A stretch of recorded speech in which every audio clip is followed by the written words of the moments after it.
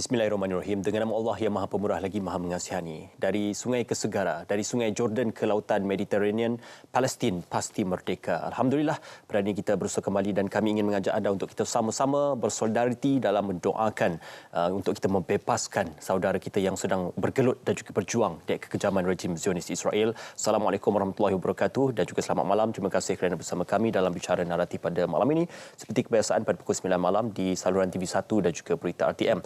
Alhamdulillah pada malam ini dalam konteks tempatan dan juga konteks lokal kita masih lagi bercakap kerangka Malaysia Madani. Bagaimanakah pembentukan Malaysia Madani itu juga merupakan suatu kerangka yang diperlukan dan juga tuntutan untuk kita merangka suatu aspek perpaduan dan juga integrasi yang lebih baik. Perpaduan asas pembentukan Malaysia Madani, kami amat bersati untuk mempersilakan dan juga mengalu-alukan kehadiran yang berbahagia Datuk Azman Muhammad Yusof, Ketua Setiausaha Kementerian Perpaduan Negara. Assalamualaikum. Apa khabar Datuk? Waalaikumsalam. Terima kasih bersama kami. Yang berbahagia Datuk, difahamkan 26 September tarikh pelantikan yang berbahagia Datuk selaku Ketua Setiausaha di Kementerian Perpaduan Negara. Ya, lebih kurang hampir sebulan berada di Kementerian Perpaduan. Jadi apa mungkin melihatkan kepimpinan ini dan membawa kepada agenda perpaduan dalam pembentukan negara maju dalam kerangka Kementerian Perpaduan Datuk? Ya, terima kasih terlebih dahulu kepada program Bicara Naratif yang telah sudi untuk menjemput saya hadir pada hari ini untuk berkongsilah sebenarnya maklumat tentang perpaduan dan dikaitkan juga dengan Madani. Ketika saya melaporkan diri ke kementerian, memang sudah heboh tentang berkaitan dengan kerangka Madani ini. Dan sebagai seorang yang dah berkhidmat hampir 30 tahun dalam perkhidmatan kerajaan ini, walaupun saya baru melaporkan diri di kementerian, perpaduan bukan satu perkara yang asing lah. Dan apatah lagi dalam konteks Madani itu sendiri, dia lebih jelas untuk kita fahami perpaduan itu memainkan peranan yang penting. Saya melihat perpaduan ini, kalau kita tengok dari kata asasnya pun, perkataannya padu. Padu ni maknanya berkukuh, dia kukuh dan sukar untuk digugat dan sukar untuk dikatakan tidak stabil dan sebagainya. Jadi kita setujulah dengan kenyataan mengatakan perpaduan itu memang asas kepada kemajuan sebuah negara. Kerana dari perpaduan yang kuat, maka kita akan menghadapi satu situasi yang cukup stabil. Elemen penting dalam stabil ini sebenarnya adalah berkaitan juga dengan harmoni.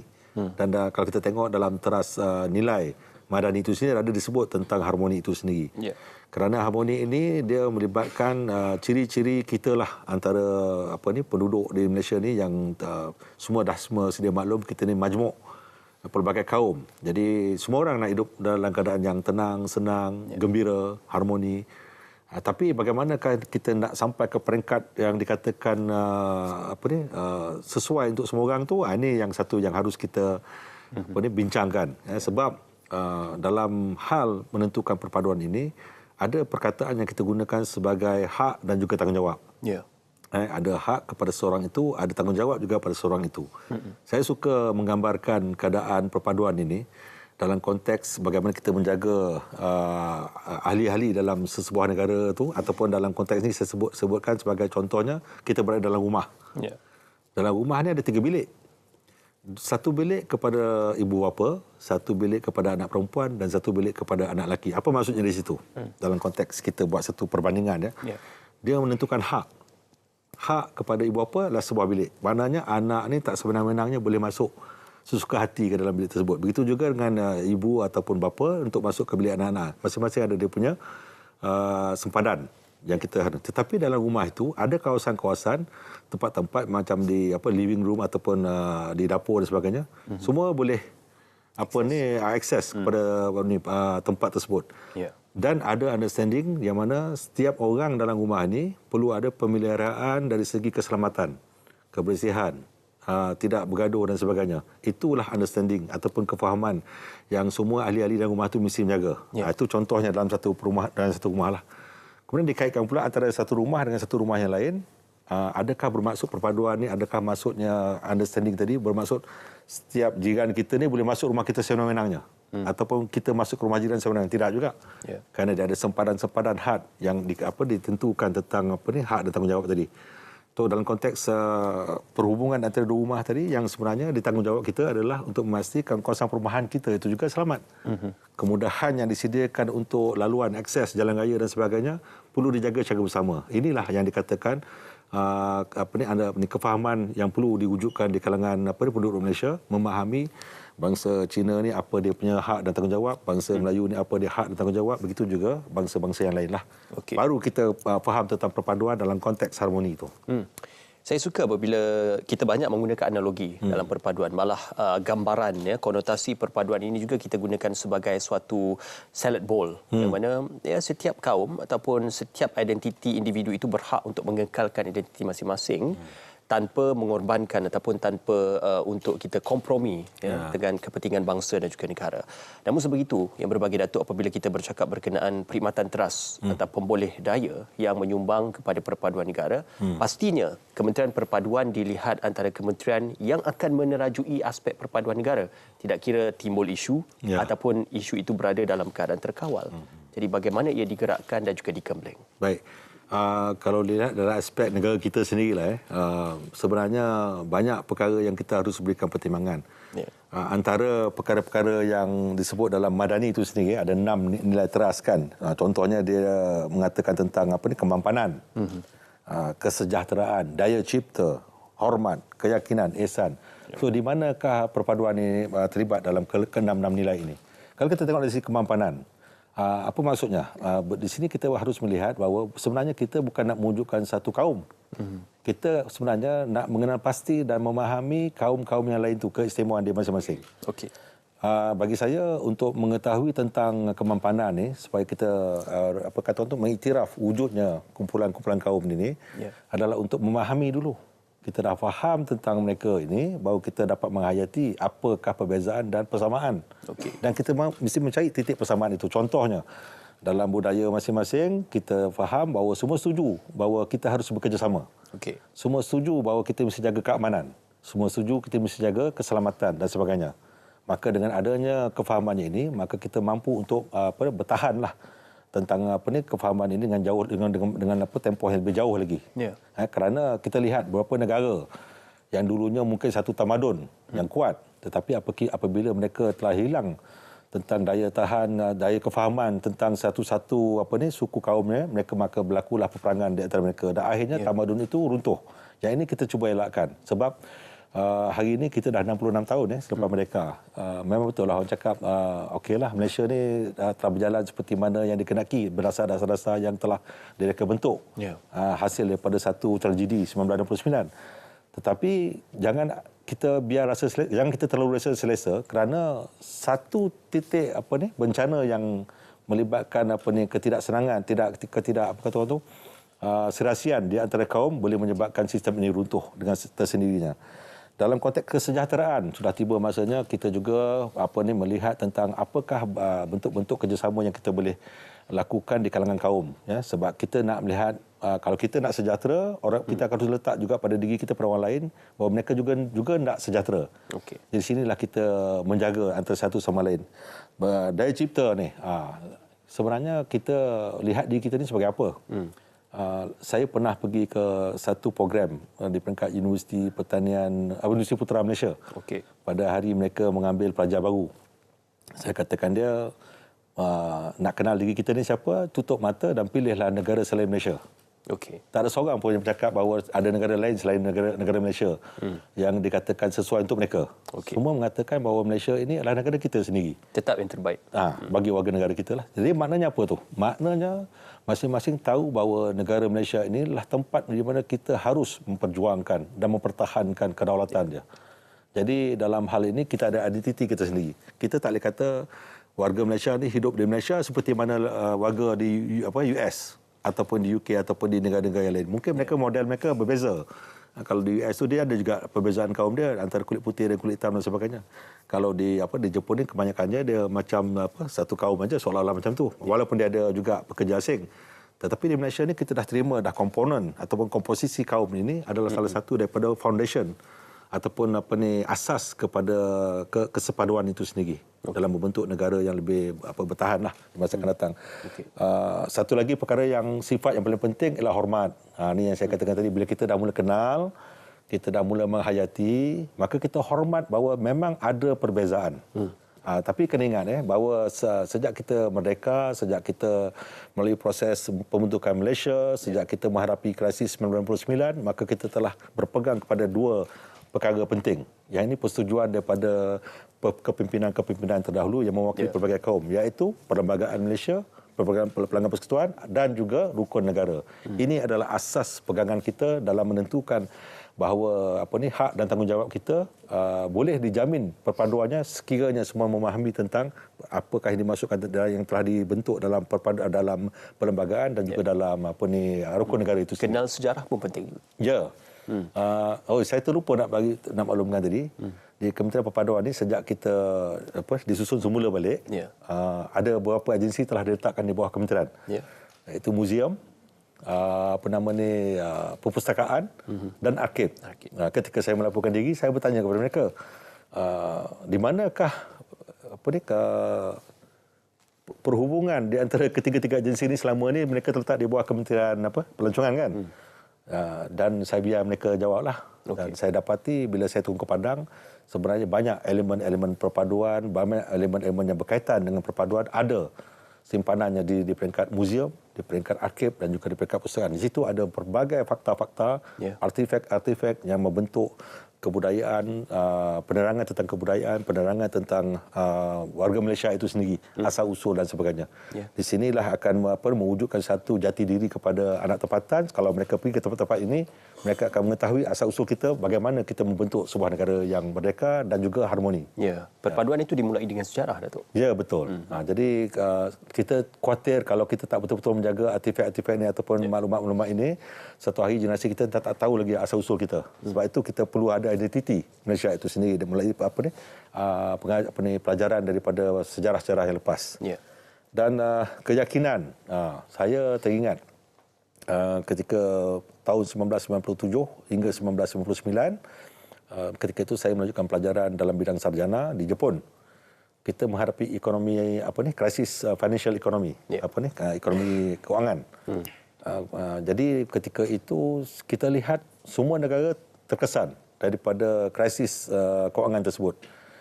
Dan agak terkejut juga kalau saya lihat beberapa negara lain yang mana rakyatnya, pelajar-pelajar dia bertukar lumus untuk mengumpul barang-barang personal mereka untuk disumbangkan kepada negara mereka sendiri. Ini satu konteks patriotik yang patut kita pelajari, yang mana mereka mengatakan sudah tiba masanya mereka pula menyumbang sesuatu kepada negara ketika negara menghadapi masalah krisis kewangan pada ketika itu. Saya ingat lagi pada ketika itu kita tidak terikat sangat dengan IMF, manakala negara-negara yang saya maksudkan tadi mereka terikat dengan IMF.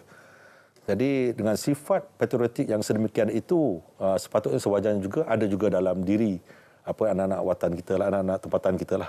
Dan saya percaya bila itu dapat dibentuk, di situlah kita katakan kita ni sebenarnya amat kasih kepada negara yang sedang kita diami ni.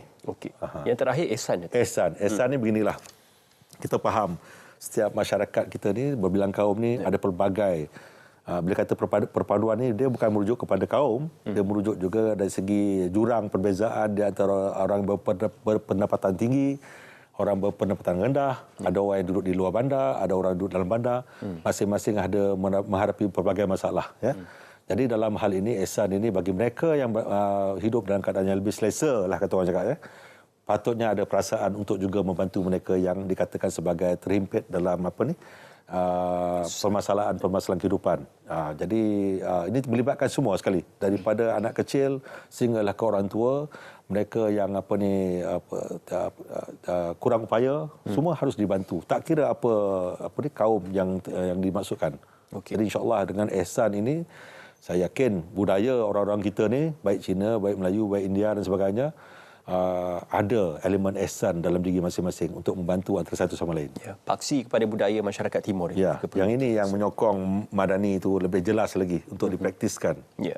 Komprehensif dan konklusif penjelasan yang berbagi Datuk berkenaan tentang konsep Malaysia Madani disesuaikan dengan kerangka perpaduan, juga kerangka pengintegrasian dan juga memerlukan suatu proses yang berpanjangan kerana dikatakan perpaduan tidak ada titik akhirnya, tetapi bagaimana perpaduan itu boleh diperbaiki dari semasa ke semasa. Kita nak berehat seketika dan kita akan kembali selepas ini dalam Bicara Naratif.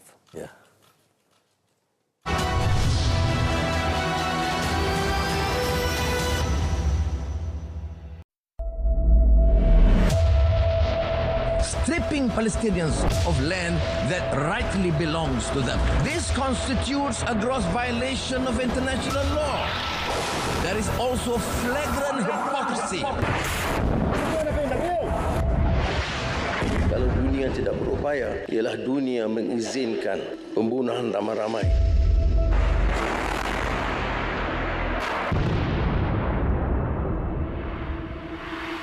Bukan kita nak jadi jago atau kita ada peranan. Banyak masalah dalam negara pun Malaysia belum selesai. Jadi orang kata mengapa kita sibuk soal lain, tapi ini tanggungjawab kita.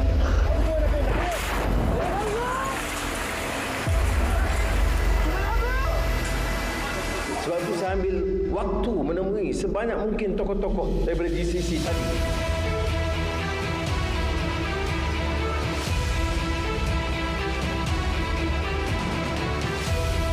Sengsaraan dialami oleh masyarakat Gaza itu sudah tahap yang sangat parah. Jadi itu yang kita sepakat tadi bincang, dan pihak Mesir telah berusaha sedaya upaya untuk meningkatkan penyaluran bantuan kemanusiaan. Sebagai negara yang berdaulat, yang akan pertahankan hak, yang akan perjuangkan kebebasan dan kebebasan rakyat Palestin. Hidup Palestin! Hidup Palestin! Hidup Palestin! Palestin merdeka!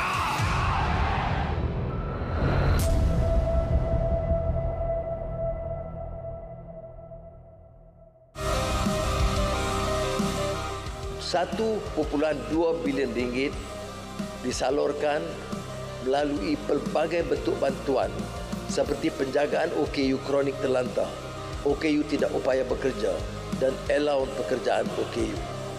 Kadar allowance pelatih OKU mengikuti program pemulihan dalam komuniti ditingkatkan kepada RM300 sebulan ketimbang RM150 sekarang. Ini betul-betul keihsanan dalam madani. Bagi memberikan manfaat kepada usahawan OKU mikro, kemudahan pembiayaan khas oleh BSN disediakan sebanyak RM50 juta. Dengan sistem aplikasi MES 999, bantuan kecemasan kini lebih mudah. SafeMe 999 Polis menghubungkan seluruh rakyat Malaysia kepada pihak polis. SafeMe 999 Deaf untuk golongan kurang upaya pendengaran dan pertuturan. Dan SafeMe 999 Blind untuk golongan kurang upaya penglihatan. Muat turun secara percuma melalui telefon pintar anda. MES dan aplikasi 999 memudahkan panggilan kecemasan. Ekonomi rakyat akan terus diangkat. Saya tetap dengan azam supaya Malaysia juga dikenali dengan kemudahan peniaga, gerai, warung yang bersih, indah dan selamat. Penjaja, peniaga di pasar terus dipelihara. Dan langkah-langkahnya termasuklah memperbaiki pasar awam yang uzur di 150 kawasan PBT yang harus dibaik pulih dengan peruntukan RM110 juta. 10,000 gerai-gerai dan warung-warung kecil akan diperindah dan ditingkatkan tahap kebersihan dengan peruntukan RM10 juta. 4,000 unit ruang niaga baru yang seragam, selesa dan selamat akan dibina oleh keseluruhan PBT dengan peruntukan RM50 juta. Ini maknanya mengecualikan bayaran sewa kios bagi 6 bulan pertama untuk meniaga. Agensi MARA PUNB juga terlibat dalam langkah yang sama.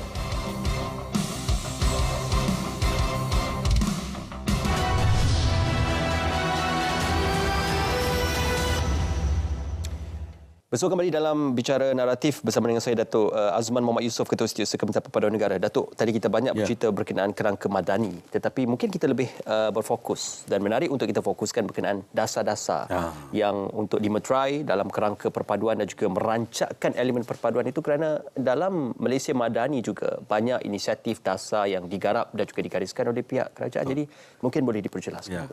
Asal-asal lagi saya dah maklumkan tadi bahawa perpaduan itu memang satu perkara penting kepada kemajuan sebuah negara. Dalam menentukan kemajuan sebuah negara, selalunya kerajaan yang memerintah akan menghasilkan pelbagai dasar-dasar. Jadi di peringkat Malaysia ini sejak saya bertugas pun ataupun sebelum saya bertugas semasa saya pelajar pun kita dapati kebanyakan dasar-dasar kita ni memang teras dia akan memiliki perpaduan dalam negara. Sebab itu kalau kita tengok dasar ekonomi baru contohnya, dasar perpaduan nasional, dasar pembangunan nasional dan juga dasar rancangan 5 tahun. Okey. Pastinya setiap pembentangan tentang dasar-dasar ini akan menyentuh semua aspek level of community ni ataupun peringkat komuniti, termasuk juga kaum, termasuk juga penganut-penganut agama pelbagai, yang mana mereka ni akan mendapat faedah daripada dasar-dasar tersebut. Okey. Di sini yang kita katakan tadi bahawa teras perpaduan ini mencakupi kepentingan sebuah negara melalui dasar-dasar diperkenalkan, dan kerajaan yang memerintah ini memang memikir tentang bahawa masyarakat Malaysia ini adalah satu masyarakat yang majmuk, yang harus diberikan perhatian. Tidak ada satu pun, tidak ada seorang pun yang akan terkecuali daripada dasar-dasar yang telah diperkenalkan. Malah contoh dalam pendidikan sekalipun, beasiswa diberikan juga kepada semua. Dan kefahaman yang semua orang harus faham bahawa contoh dalam macam beasiswa tu, kita setuju bahawa beasiswa harus diberi kepada kumpulan keluarga yang berpendapatan rendah, tetapi anaknya itu boleh dijadikan sebahagian daripada pelajar yang diberi bantuan supaya mereka ini dapat berjaya dalam pelajaran, kerana dalam mengatasi kemiskinan tersebut, pelajaran tadi apabila diperoleh dengan kejayaan kepada anaknya itu mampu merubah keluarga tersebut. Itu adalah formula yang dipakai. Okey. Contohlah, contoh. Itu antara contoh banyak dasar lagi. Kerangka dalam madani dan sebagainya, banyak dasar yang boleh kita garapkan atau kita kaitkan sebenarnya dalam elemen perpaduan. Saya tertarik apabila diumumkan kembara perpaduan, flagship yang dianjurkan oleh Kementerian Perpaduan Negara. Perkhidmatan teras ni dan juga kejayaan utama pelaksanaan flagship tersebut sudah pun bermula sejak tahun ini dan juga ini diteruskan mungkin untuk tahun-tahun yang mendatang. Jadi mungkin gambaran sedikit berkenaan kembara perpaduan ini, Datuk. Bila dalam jentera kerajaan ni selalunya kita akan terpaksalah membuat satu kerangka yang lebih jelas, kerana nak melaksanakan tugas-tugasan ini dia perlu jelas kerangka-kerangka ini. Dan salah satu kerangka dalam membangunkan Malaysia Madani ini dalam konteks perpaduan, kita memperkenalkan flagship. Jadi flagship kembara perpaduan ni dia terbagi kepada 3, iaitu semarak kenegaraan, diikuti dengan semarak perpaduan dan komuniti rahmah. Kalau kita lihat ni setiap komponen program ni banyak ni. Kalau semarak kenegaraan ni dia banyak berkait dengan eksplorasi rukun negara, contoh. Okey. Kalau kita kata rukun negara ni, memanglah semua orang dah sedia maklum rukun negara ni, tetapi penghayatan rukun negara itu mungkin masih ramai lagi yang perlukan pendedahan. Bila dikatakan percaya pada Tuhan, kesetiaan pada raja dan negara dan seterusnya lah, harus dikupas supaya kita benar-benar dapat menghayati rukun negara itu sendiri. Begitu juga kita tadi pun disebut juga tentang latar belakang kita ni, sejarah. Kita ni asal usulnya, budayanya bagaimana? Apakah yang dikatakan disiplin-disiplin dalam kerukunan satu kaum itu? Jadi ada yang common, ada yang tersendiri dan sebagainya. Jadi dengan cara yang sedemikian itu, kita faham bahawa kita hidup dalam sebuah negara yang majmuk ni, bahawa masing-masing ada kelebihan-kelebihan dan ada yang bersamaan. Jadi bagi kita, perkara-perkara yang bersamaan ini yang harus kita perbanyakkan lagi. Meraihkan bersama. Sebab kadang-kadang ada isu-isu tu betul dari segi dia berhaklah untuk melakukan apa yang hak dia tu, tetapi kadang-kadang hak dia tu merupakan satu yang sensitif kepada kumpulan yang lain, maka yang itu kita anggapkan sebagai tidak diberikan tempat, sebab kita nak jaga kita nak memelihara sensitiviti antar kaum. Jadi kita tumpukan kepada kebersamaan itu tadi. Seterusnya semarak perpaduan, yang ini kita banyak menggunakan aktiviti-aktiviti dalam bidang sukan. Contohnya kita ada sukan unity. Dalam bidang dialog, dalam bidang perbincangan, kita buat perdebatan pun kita ada kawalan-kawalan tertentu. Sebab perdebatan ini lebih kepada nak mencari yang terbaik, bukannya untuk menyalahkan mana-mana pihak. Tidak, dia tidak bersifat begitu. Atau mencari solusi. Dialog pula untuk dapatkan idea-idea. Apakah lagi cara-cara dan kaedah untuk kita menambah lagi program-program yang boleh menyatukan kita. Saya hari Sabtu yang lepas telah bersama Yang Berhormat Menteri, yang mana beliau juga mempromosikan satu mesyuarat bersama dengan Menteri Agama, jawatankuasa harmoni antar kaum. Jadi bila dengar jawatankuasa antara agama, jawatankuasa harmoni antara agama. Jadi bila dengar begitu, apakah yang dibincangkan? Sebenarnya dalam perbincangan jawatankuasa tersebut lebih banyak kepada kita mintakan cadangan-cadangan program yang dapat menyatu padukan tak kiralah apa bentuk pahaman dan juga agama yang dipegang. Contohnya kalau kita bersetuju perbanyakkan program kerjasama, kita buatlah kerjasama, gotong royong. Kalau kita bersama-sama juga menentang jenayah, kita sama-samalah setiap agama akan bersetuju tentang perkara tersebut. Bukan kita nak mempersoalkan agama dia pahaman dia, cara dia lain, cara kita lain, tidak. Bukan perbahasan agama. Bukan perbahasan agama. Kita kepada satu persamaan yang kita boleh mengeratkan lagi kefahaman di antara mereka yang menganut pelbagai agama ni. Dan kita juga bersetuju tentang sekiranya perayaan-perayaan dibuat tu yang tidak berkaitan dengan prinsip agama tu, kita bolehlah menziarahi dan sebagainya. Inilah dia tujuannya kenapa kita wujudkan jawatankuasa harmoni ini. Lebih kita nak memastikan bahawa kita lebih dekat, lebih harmoni dan memahami bahawa terdapat konsep-konsep kerjasama yang bersamaan tadi untuk kita ketengahkan. Dan dalam konteks komuniti rahmah, kita pun faham perkataan rahmah itu sini telah popular masa saya di Kementerian Perdagangan Dalam Negeri. Jadi dalam konteks komuniti rahmah ni, kita adalah gerakan-gerakan aktiviti rahmah. Maknanya kita turun ke kampung-kampung, kita turun ke kawasan-kawasan perumahan dan sebagainya, melihat sekiranya ada komuniti kita yang tidak ada kekurangan dan sebagainya, kita bantu. Dan dalam masa yang sama kita lihat juga program untuk membangunkan anak-anak muda. Tak kira lah apa bangsa sekalipun, dalam dia dirapatkan lagi dengan aktiviti-aktiviti harmoni tadi.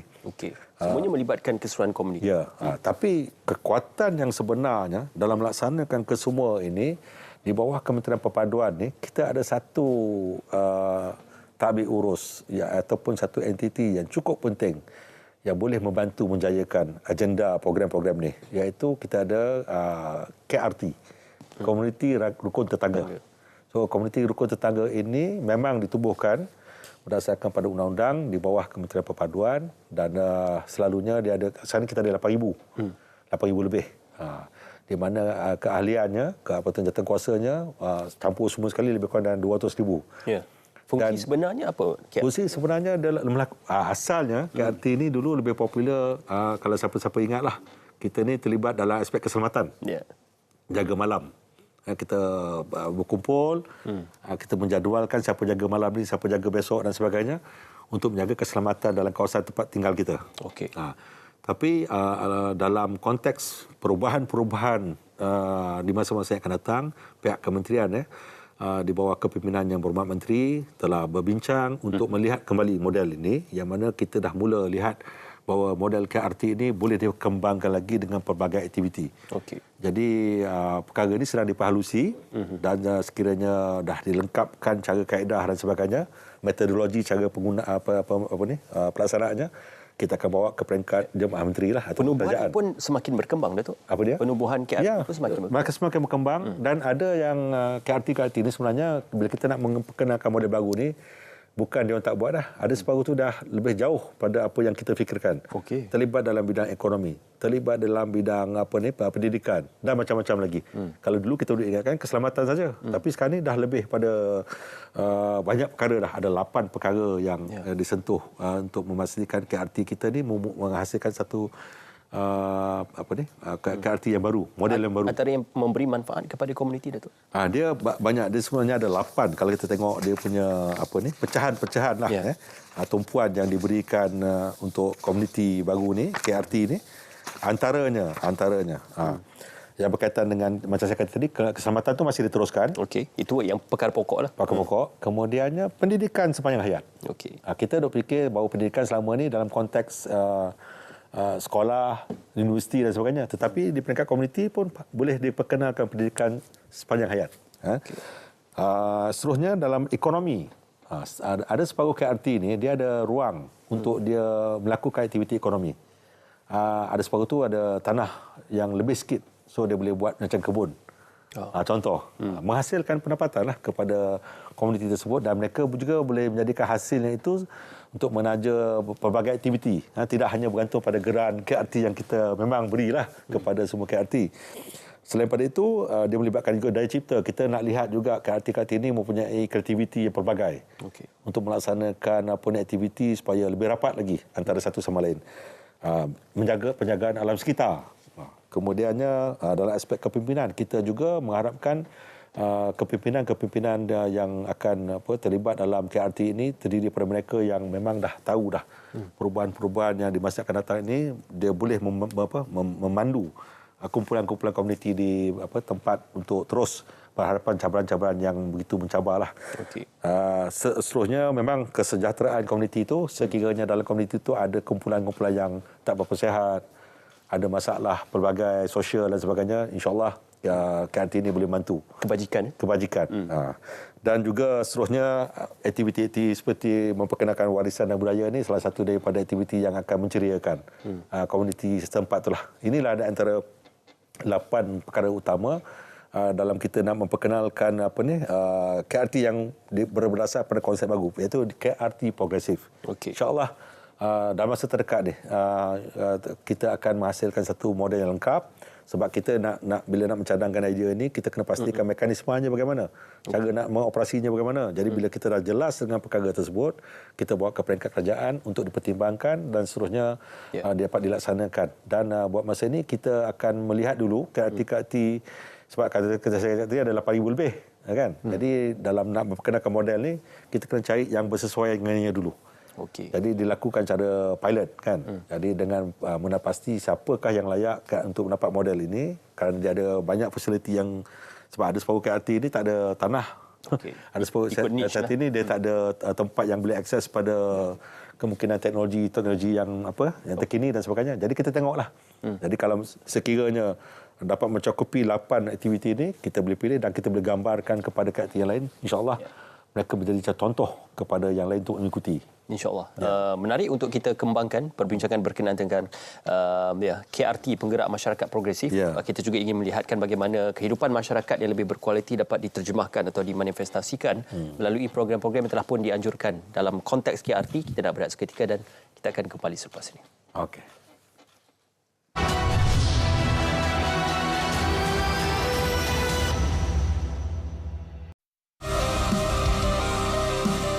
Komuniti tumpuan orang asli diperuntukkan 333 juta ringgit. Satu penambahan daripada tahun lalu.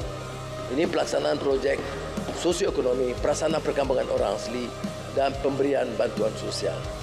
28 juta ringgit untuk pembangunan usahawan orang asli serta penanaman semula ladang orang asli dan Tebatang Padang, Perak dan Ulu Langat, Selangor.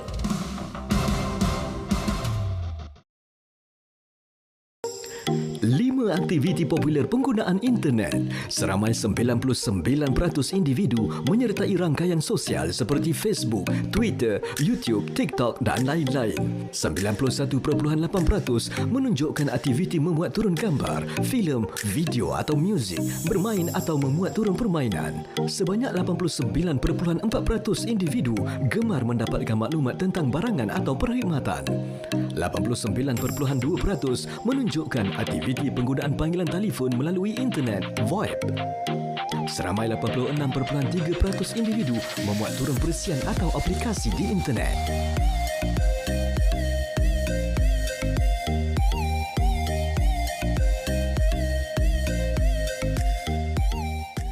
Dan kita harus sampaikan kepada kawan-kawan kita, baik orang Islam atau orang Cina atau India, Sabah atau Sarawak, isu ini isu bersama.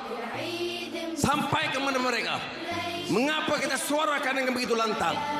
Kerana orang mati dibunuh, anak-anak kecil dibunuh, wanita dibunuh, rumah dibedil, dimusnahkan, rumah sakit dirobohkan. Mana mungkin kita bicara dengan aman dan tenang? Saya dikritik sekarang, mula diserang oleh beberapa kalangan Eropah, Amerika Syarikat dan tentunya Israel. Saya beritahu, selagi saya diberi mandat oleh rakyat, saya tidak terima ugutan itu. Kita lawan tetap. Saya beritahu, don't ever think of threatening us. Malaysia is a fiercely independent country.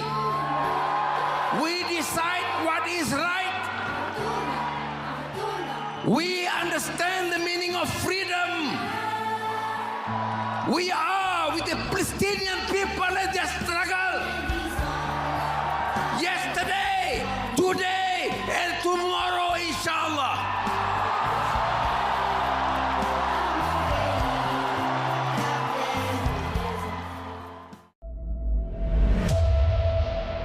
Stripping Palestinians of land that rightly belongs to them. This constitutes a gross violation of international law.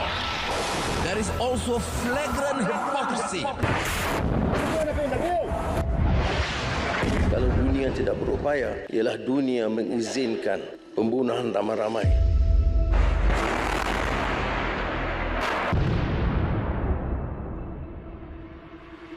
Bukan kita nak jadi jago atau kita ada peranan. Banyak masalah dalam negara pun Malaysia belum selesai. Jadi orang kata mengapa kita sibuk soal lain. Tapi ini tanggungjawab kita.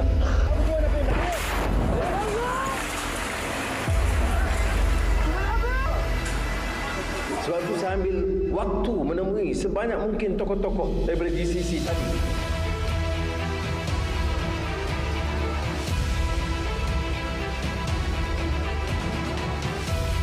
Sengsaraan dialami oleh masyarakat Gaza itu sudah tahap yang sangat parah. Jadi itu yang kita sepakat tadi bincang dan pihak Mesir telah berusaha sedaya upaya untuk meningkatkan penyaluran bantuan kemanusiaan. Sebagai negara yang berdaulat, yang akan pertahankan hak, yang akan perjuangkan kebebasan dan kebebasan rakyat Palestin. Hidup Palestin! Hidup Palestin! Hidup Palestin! Palestin merdeka!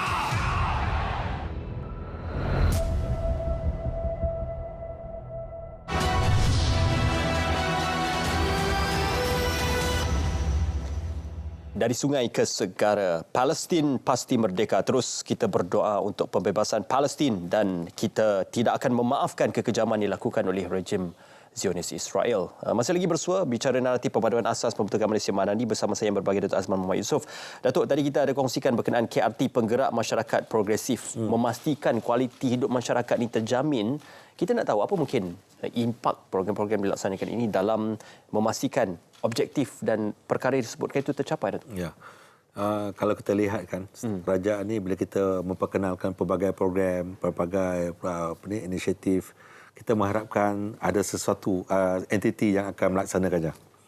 Jadi dalam konteks ini kita akan menilai entiti ini. Dalam konteks KRT ini kita juga akan menilai keberkesanan mereka melaksanakan aktiviti. Sebab bagi kita mereka ini menjayakan agenda kerajaan. Jadi oleh itu satu pengiktirafan harus diberi kepada pihak KRT ini dalam apa konteks sekalipun. Alhamdulillah masa saya masuk ke kementerian ini pun telah pun ada aktiviti yang telah dilakukan iaitu memberikan penganugerahan. So tahun ini kita akan ada juga penganugerahan KRT yang terbaik. Ada 8 jenis kategori. InsyaAllah kalau semuanya berjalan lancar, kita akan adakan program ini pada hari Ahad ni untuk memberikan pengiktirafan kepada sekurang-kurangnya 8 anugerah lah. Ya, difahamkan anugerah perdana rukun. Dia ada beberapa sebutannya, saya disebutkan antaranya lah ya. Anugerah pengurusan rukun tetangga terbaik. Dalam hal ini sudah tentulah panel-panel penilaian ini akan melihat dari konsep pengurusannya, keterlibatan penduduk-penduduk di kawasan pendapatan KRT tersebut. Mungkin salah satu kriterianya lagi ramai campuran antara kaum ataupun agama, mungkin akan mendapat markah yang weightage yang tinggi sikit, antaranya lah ya. Kemudian anugerah pengurusan skim rondaan sukarela terbaik. Sebab kita tak nak ada KRT ni minggu pertama berjaya, masuk minggu kedua ketiga dah kurang dah dia punya penglibatan. Sebab mungkin susah nak dapat penglibatan daripada pihak-pihak yang terlibat lah. Tapi ini akan menjadi asas kepada penganugerahan tersebut. Dan seterusnya kalau kita tengok anugerah pengurusan jiran wanita terbaik. Sebab dalam menarik, catchy anugerahnya tu. Dalam KRT kita ni, anugerah ni, kita tak lupa tentang penglibatan wanita. So memang dah ada dia punya program-program yang harus dimainkan oleh kumpulan wanita ni. Jadi akan ada jiran wanita terbaik lah. Anugerah bukan saja wanita anugerah pengurusan jiran muda terbaik. Okey. Kita tak nak lupakan juga ni anak-anak muda kita ni. Sebab tak dinafikan dalam banyak tempat penginapan, pertempatan anak-anak muda kita ni ada banyak idea untuk melaksanakan pelbagai program. Mereka ni suka kadang terutama dalam konteks sukan. Jadi dia mungkin adalah menyumbang lah banyak perkara tentang perkara tersebut. Anugerah selain pada wanita, jiran muda, kita juga anugerah pengurusan jiran warga emas terbaik. Okey. Kan kita pun faham di tengah-tengah penempatan tu ada yang sakit, bedridden, tidur di atas katil, ada yang kena stroke dan sebagainya. Di mana pula KRT dimainkan peranan. Dah tentulah jawatan kuasa ataupun ahli-ahli yang terlibat dalam KRT ini akan cuba membantu daripada masa ke semasa kepada kumpulan-kumpulan yang dikatakan rentan ni lah, sakit dan sebagainya. Jadi ini juga akan menjadi salah satu daripada penilaian. Okey. Jadi Para penilai perlu meluaskan mata dan telinga mereka untuk menilai. Betul. Jadi seterusnya, yang ni yang saya katakan juga antara penekanan baru, iaitu anugerah pengurusan projek ekonomi komuniti rukun tetangga terbaik. Okey. Kita tak boleh lagi bahawa KRT ini memerlukan sumber kewangan selain daripada bantuan daripada geran kerajaan dan juga peruntukan-peruntukan untuk menjayakan aktiviti-aktiviti daripada kerajaan. Kita nak juga KRT ini juga mampu menjana pendapatan. Antaranya lah melakukan kegiatan-kegiatan ekonomi lah. Sebab tu ada setengah KRT ini terlibat dengan koperasi. Okey. Ada terlibat dengan pertanian. Ada terlibat dengan penternakan dan sebagainya. Bergantung pada tempat lah. Jadi di sini juga membantu mereka untuk menambah lagi pendapatan. Daripada pendapatan itu dapat digunakan baik untuk dimanfaatkan kepada kumpulan komuniti. KRT itu sendiri. Seterusnya anugerah pengurusan projek inovasi rukun tetangga terbaik. Manalah tahu kan di kalangan penduduk tu ada yang boleh memperkenalkan sistem. Sistem pemantauan keselamatan ke, atau mungkin dapat memperkenalkan satu sistem database penduduk, profil dan sebagainya untuk buat rujukan. Dan mungkin juga ada yang dah pandai buat website, portal tentang KRT mereka masing-masing. Ini antara kreativiti yang kita perlukan kerana kita nak KRT ini selari juga dengan perkembangan teknologi dan juga kreativiti-kreativiti yang lain. Jadi anugerah ini memang satu yang penting juga untuk diperkenalkan kepada KRT-KRT kita lah. Dan antara yang hebatnya juga adalah anugerah perdana rukun tetangga terbaik. Ini kira macam komplit lah. Keseluruhan. Segala-gala bentuk yang diperkenalkan, aktiviti yang diperkenalkan itu merangkumi semua aspek kepulauan masyarakat. Dan apatah lagi ianya mampu membawa komuniti tersebut dalam hidup yang penuh dengan perpaduan di kalangan kaum. Berapa lama tempoh penilaian dilakukan itu? Yang ini sebenarnya telah pun berlaku dalam beberapa bulan yang lepas. Dan hasilnya nanti akan diumumkan pada hari ini lah. Jadi memang ada masa lah dan diiklankan pada akhir tahun lepas ataupun awal tahun ini. Jadi kita akan menantikan siapakah yang akan diumumkan untuk pemenang 8 kategori tersebut. Betul. Salah satu daripada inisiatif yang dilaksanakan oleh Kementerian Perpaduan Negara. Kita berbalik kepada inisiatif dan juga untuk perancangannya. Sementara Datuk juga menerajui Kementerian Perpaduan Negara tidak sampai 2 bulan saya gambarkan. Jadi apa mungkin rancangan-rancangan progresif, pembaharuan-pembaharuan yang mungkin akan dilakukan ataupun cadangan-cadangan yang mungkin digambarkan untuk melihat Kementerian Perpaduan ini akan menerajui dan juga menggerakkan aktiviti-aktiviti bukan saja perpaduan tetapi komuniti di Peringkat Akar Umbi. Sudah tentu Kementerian Perpaduan juga akan bergantung kepada input-input daripada masyarakat secara umum. Kerana kita juga mempelajari daripada model-model terbaik komuniti seluruh negara lah.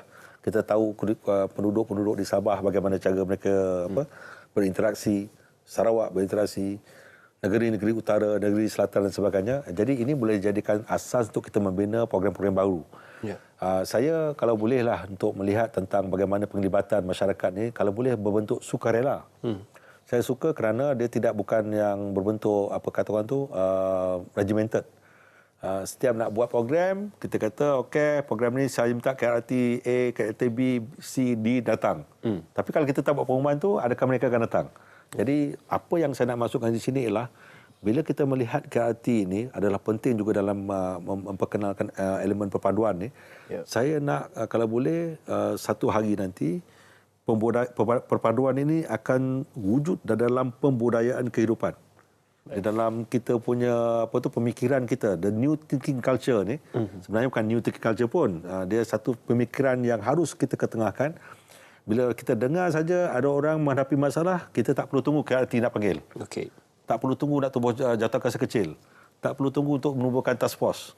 Kita sebagai rakyat Malaysia harus segera untuk memberikan bantuan yang sebaiknya. Kalau kita dengar negara-negara lain ditimpa pelbagai bentuk peperangan macam Palestin dan sebagainya, kita tak perlu tunggu nak declare itu buat apa program itu, program ini. Kita kata kita sendiri telah dengan sukarelanya untuk memberikan bantuan dan sebagainya. Jadi ini bukan satu perkara yang mudah, kerana untuk mendapatkan penglibatan cara terbuka ni atau cara sukarela ni, dia mesti bermula dalam hati kita sendirilah. Sebab tu saya kata tadi pada permulaan tadi, perpaduan ni sebenarnya harus dibentuk dalam hati kita sendiri untuk menghasilkan apakah yang kita nak. Apa yang kita nak itu dalam bentuk konteks harmoni itu. Kalau yang baik yang kita nak, kita akan fikirkan orang lain pun nak fikir yang baik juga. Begitu juga orang-orang yang lain ataupun keturunan kumpulan kaum yang lain. Jadi bila semua ada understanding ataupun kefahaman yang sama dari segi harmoni ini, maka kita akan lakukan satu dengan cara sukarela. Bila berlaku ribut dan taufan contohnya, ataupun runtuhnya sebuah rumah dan sebagainya akibat daripada ribut, kita datang. Kita datang beramai-ramai, tak kira daripada keturunan mana ke ataupun daripada kaum mana sekalipun, kita akan bantu. Ini yang kita nak ni, supaya masyarakat kita ni tidak menunggu ataupun mengatakan kerajaan harus melakukan sesuatu dalam perkara ni. Tapi bagaimana pula dengan kita? Kita pernah dengar ramai orang kata negara patut buat sesuatu kepada masyarakat. Tapi kita mula kena bertanya balik, bagaimana pula masyarakat mesti membantu negara kita ni sendiri. Negara yang kita cintai ni. Jadi kalau ini dapat dibudayakan dalam pemikiran, dibudayakan dalam bentuk praktis, insya-Allah saya yakin masyarakat kita ni akan jadi satu contoh masyarakat yang disegani di peringkat dunia. Perpaduan ni, Datuk, dia bersifat abstrak. Bukannya empirical. Kalau kita bercerita harga barang, komoditi itu adalah empirical, ia adalah physical. Tetapi apabila bercerita tentang abstrak, dasar, teori, idea, maka perpaduan ini ibarat menarik rambut di dalam tepung. Rambut tidak putus, tepung tidak bersederak. Jadi bagaimana untuk merekayasa, memanifestasi dan juga menjadikan perpaduan ini sebagai suatu perkara yang dilihat sebagai boleh dilihat dan boleh direalisasikan dengan penjelasan dan juga dasar yang jelas. Saya lihat pendekatan yang paling baik adalah kita mencari satu titik persamaan. Titik persamaan inilah yang harus kita lonjakkan, perbanyakkan. Mungkin ada satu titik itu dia tak ada persamaan sangat. Dia lebih kepada kepentingan individu yang mana kemungkinan dia sensitif kepada golongan yang lain tu. Yang ini walaupun dia katanya betul, tetapi kita harus kata orang tu tidak mengenengahkan benda-benda yang boleh menyebabkan ketidakharmonian tersebut. Jadi kita kena cari titik kesamaan yang itu kita perjuangkan. Menjaga kebajikan, menjaga kesejahteraan, menjaga keharmonian, menjaga kepentingan negara. Ada kepentingan identiti negara. Yang ini kita ketengahkan. Supaya bila semua dah bersetuju dengan perkara ini, saya rasa tidak mudah untuk kita timbulkan sebagai konflik, apa-apa konflik dalam konteks yang berbeza.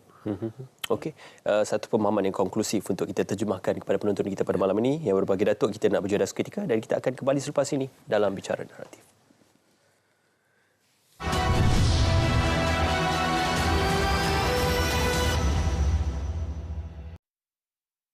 Rakyat Malaysia memang hebat kerana tegas pertahankan hak Palestin.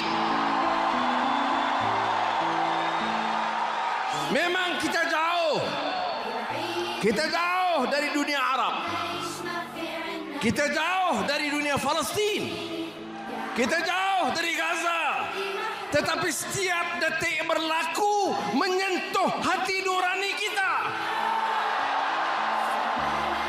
Kenapa? Karena kita tahu dan faham arti manusiawi, arti ihsan, arti kemanusiaan, dan lebih penting arti keadilan melawan kezaliman Israel.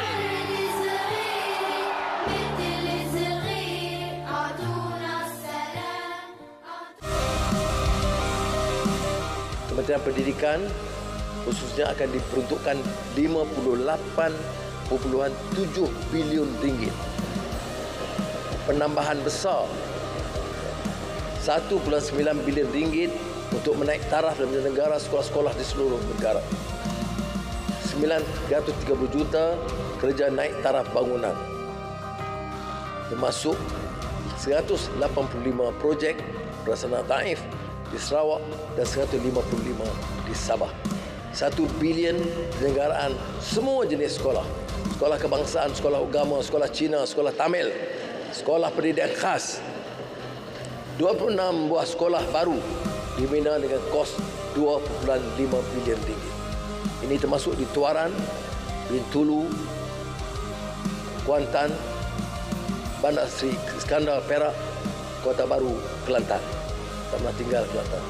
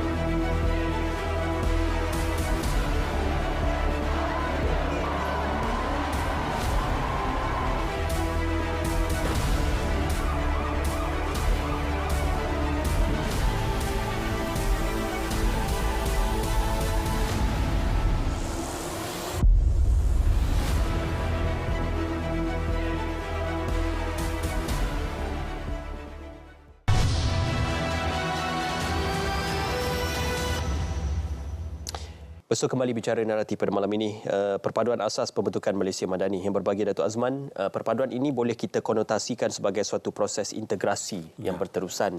Tidak ada titik noktahnya, tetapi bagaimana penambahbaikan dilakukan dari semasa ke semasa. Apa dalam konteks Malaysia pada ketika ini dengan cabaran, desakan daripada media sosial, apa kita menghadapi kesukaran dalam mengekalkan, memperbaharui, malah merencana perpaduan yang lebih baik untuk masyarakat? Okey, memang cabaran-cabarannya cukup besar. Sebab saya katakan tadi, pertamanya kita kena pastikan masyarakat kita ni benar-benar faham bahawa kita berada dalam sebuah negara yang mempunyai pelbagai kaum, pelbagai agama, pelbagai kategori kumpulan dan sebagainya. Bila dah faham masing-masing punya kelebihan-kelebihan itu, maka patutnya kita mengambil peluang untuk memastikan kita menghayati kerjasama yang boleh dilakukan. Dan seterusnya barulah kita kata kita boleh menerima perbezaan tersebut. Tetapi kita kena cari satu titik persamaan supaya kita bersama-sama dapat memperkukuhkan perpaduan. Baik, berbalik kepada bagaimana kita nak mengatasi cabaran-cabaran dan sebagainya, Kementerian Perpaduan tidak boleh bertindak bersendirian. Okey.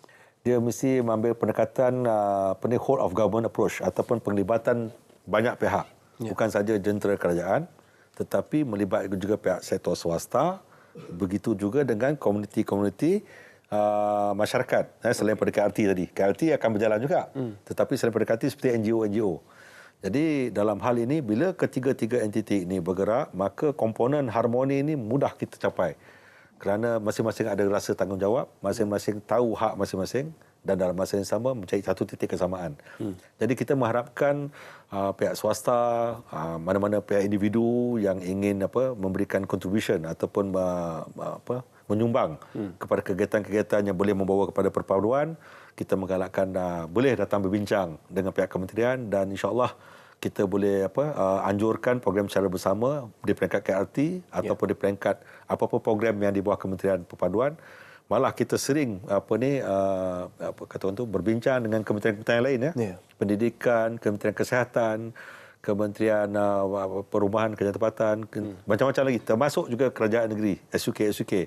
Yang mana dengan cara yang demikian itu, maka kita mudah melaksanakan program-program dengan lebih cepat dan malah kadang-kadang kos tu lebih lebih rendah berbanding pada kita jika kita melakukan hanya di peringkat kementerian saja. InsyaAllah saya percaya dengan cara yang demikian kita mampu untuk melakukan yang terbaik kepada masyarakat Malaysia. Dan yang paling penting juga sebagai individu, kita mengharapkan macam saya katakan tadi, perpaduan ini akan dijadikan sebahagian daripada pembudayaan kehidupan kita dan dia akan menjadi satu proses pemikiran baru yang mana kalau boleh individu ni sebagai individu rakyat Malaysia ni, kita ada konsep DIY, do it yourself. Okey. Apa saja yang berlaku dalam negara yang dikatakan perlu penglibatan kita sebagai warga negara, kita harus menyahut cabaran tersebut untuk membantu bersama-sama. Tapi ada juga yang mencurah minyak ke dalam api. Ya. Mungkin ini perbuatan yang isu yang kecil disensasikan akan menyebabkan perpaduan itu mudah rapuh, Datuk. Yang ini yang kita katakan kita harus berhati-hati bahawa terdapat. Tapi yang kumpulan minoriti ini kadang-kadang dia, kata orang tu memang wujud lah. Dia memang wujud. Di mana-mana negara pun sekalipun. Saya pergi ke mana-mana pun memang ada. Di US masa saya belajar first degree dulu, memang betul dia kata, okey, antara orang kulit putih dengan kulit hitam ni baik. Tetapi bila berlaku saja satu insiden, dia boleh merebak, meruntuhkan. Jadi kita harus berhati-hati. Dan apa yang kita harus buatkan, kita mesti memperkukuhkan proses pemantauan kita supaya bila berlaku sesuatu yang nak dikaitkan dengan pergaduhan antara kaum atau peragama dan sebagainya, kita cepat-cepat masuk untuk membuatkan aktiviti yang boleh meredakan keadaan tersebut. Yang ini satu keperluan di mana bukan saja bantu pada pihak jentera kerajaan, tetapi kita memerlukan wakil-wakil kepimpinan di peringkat daerah dan juga di peringkat negeri dan sebagainya. Sebab kadang-kadang ni kita lihat ada kes-kes berlaku pergaduhan. Ceritanya pasal lain. Mungkin aksiden dan sebagainya lah. Tambah-tambah tokok. Tapi disebabkan antara kaum A tengah bergaduh dengan kaum B tadi tu dalam insiden tu, maka ada orang mencurah api. Inilah dia kaum ni dah mula pukul kaum ni dan sebagainya. Ini tidak baiklah. Sebab dia tak ada kena-mena pun sebenarnya. Saya dulu masa sekolah rendah, saya masuk satu sekolah di Pulau Pinang, 90% ialah bangsa Cina. Tak pernah bergaduh. Tak 3 tahun saya di sana. Begitu juga saya bekerja dengan masa pernah bekerja di swasta sekejap, kita bercampur dengan pelbagai kaum. Okey, tak ada masalah. Bermakna kita faham apa yang kita punya peranan. So dalam hal ini saya amat-amat mengharapkan, saya merindui keadaan di mana kita menghormati satu sama lain, tidak kira apa bentuk warna kulit, tidak kira apa bentuk pegangan agama. Malah kaum, negara ini adalah tanggungjawab kita dan kita harus pastikan negara kita terus maju di masa-masa yang akan datang. InsyaAllah saya percaya dengan kepimpinan-kepimpinan yang ada dalam negara, kita mampu mencapai objektif yang kita kenaki. InsyaAllah. Sekali ringkas, 5 November, Anugerah Perdana Rukun Tenaga Peringkat Kebangsaan. Boleh dikongsikan secara ringkas saja. Okey, diharapkan boleh datang ke ke convention. Dia ada pagi tu ada convention. Di Bangi Bangi.